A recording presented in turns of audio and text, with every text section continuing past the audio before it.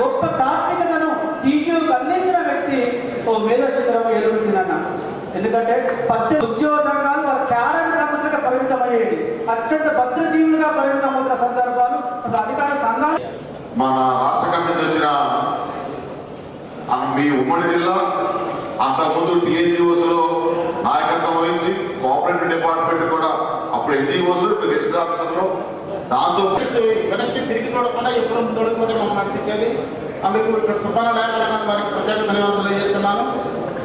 అలాగనే ఇప్పుడు ఈ సమాజంలో ఎదిగిన వాళ్ళము ఈ తెలంగాణ ప్రజలు అనేక దశాబ్దాలుగా పోరాటాలు త్యాగాలతో అలాగే తొలసిపోతున్నారు. మన రాజ్యాంగ సంఘం తెలంగాణ ప్రజల అపాంశం అనుగుణంగానే ఉద్భవించింది.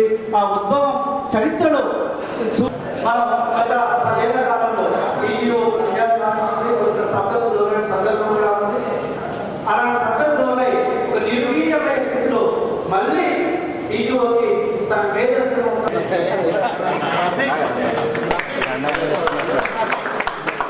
మేమంటూ అయ్యండి.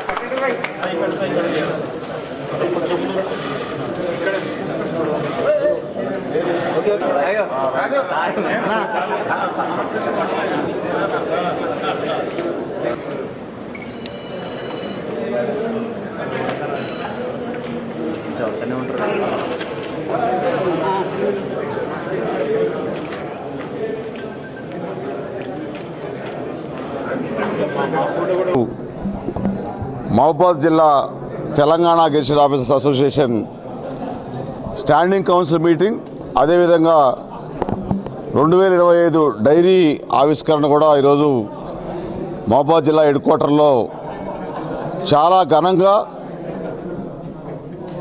ఎంసీసీ కోడ్కి ఎక్కడ ఇబ్బంది లేకుండా అధికారులుగా ఎటువంటి ఉల్లంఘనలు జరగకుండా ఈరోజు నిర్వహించుకోవడం జరిగింది.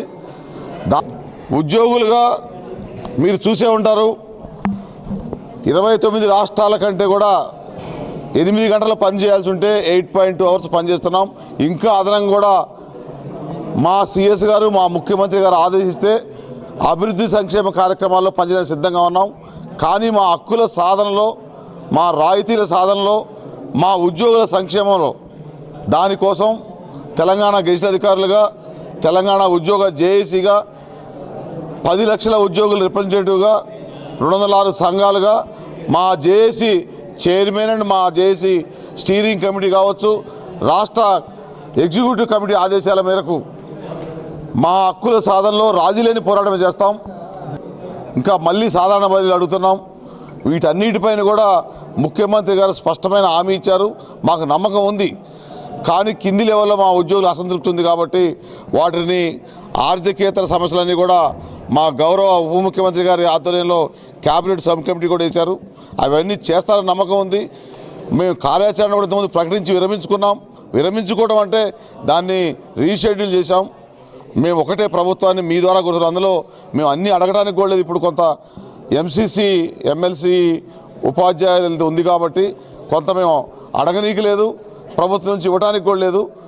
కానీ మా ఇట్లాంటి డైరీ ఆవిష్కరణ ఇట్లాంటి మీటింగ్లో సమస్యలు చర్చించుకోవటం, వాటిని మార్చి 4 తర్వాత ప్రభుత్వం దృష్టికి తీసుకెళ్ళటం, లేని పక్షంలో ఈలోపుగా కొన్ని హైదరాబాద్ హెడ్ క్వార్టర్లో ఎంసీసీ కోడ్ లేదు కాబట్టి ఆర్థికేతరమైన సమస్యల గురించి చర్చించడానికి మళ్ళీ సిఎస్ గారిని ముఖ్యమంత్రి గారిని కలవటం, మార్చి తర్వాత ముఖ్యమంత్రి గారు ఇచ్చిన హామీ మేరకు మార్చి తర్వాత పెండింగ్ బిల్స్ కావచ్చు, డిఏలు కావచ్చు, పిఆర్సీ కావచ్చు, హెల్త్ కార్డ్స్ కావచ్చు, సిపిఎస్ ఉద్యోగుల సమస్య కావచ్చు, 317 కావచ్చు, వీటన్నిటిపైన కూడా తదుపరి జేఏసీ పక్షాన కూర్చొని మరొకసారి ప్రభుత్వాన్ని దృష్టికి తీసుకొచ్చి తదుపరి మాత్రమే కార్యాచరణకి మరి పోతారని మీ ద్వారా తెలియజేస్తున్నాం.